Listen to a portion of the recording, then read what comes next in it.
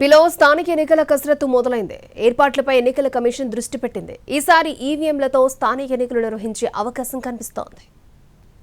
ఏపీలో స్థానిక సంస్థలకు 2026 మార్చి నాటికి పదవీకాలం ముగియనుంది. ఈ తరుణంలో రాష్ట్ర ఎన్నికల సంఘం ప్రభుత్వానికి లేఖ రాయడం ప్రాధాన్యం సంతరించుకుంది. జనవరి నాటికి ఎన్నికల నిర్వహణ సంసిద్ధతపై ఒక నిర్ణయం తెలపాలని ప్రభుత్వాన్ని కోరడంతో అందరి దృష్టి స్థానిక ఎన్నికలపై పడింది. ఈవీఎంల ద్వారా స్థానిక ఎన్నికలు నిర్వహించాలని భావిస్తున్న ఎన్నికల సంఘం 4 దశల్లో ఎన్నికలు నిర్వహించే ఆలోచనలో ఉంది. ఇప్పటి వరకు స్థానిక ఎన్నికలకు బ్యాలెట్ పేపర్లు వినియోగించారు. ఈసారి ఈవీఎం వాడకంపై కమిటీ వేసింది ప్రభుత్వం.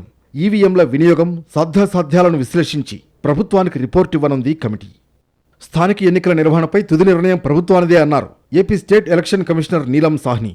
పంచాయతీ, మున్సిపల్ అధికారులతో సమావేశమైన సాహ్ని ఎన్నికల నిర్వహణపై చర్చించారు. ఈవీఎంల వాడకం, ఏర్పాట్లు, ఇతర అంశాలపై సమాలోచనలు చేశారు.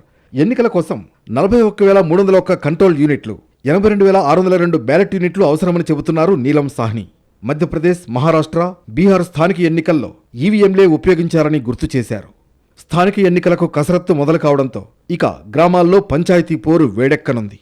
ప్రభుత్వం గ్రీన్ సిగ్నల్ ఇస్తే జనవరిలో లోకల్ బాడీ ఎన్నికలు జరిగే అవకాశం ఉంది.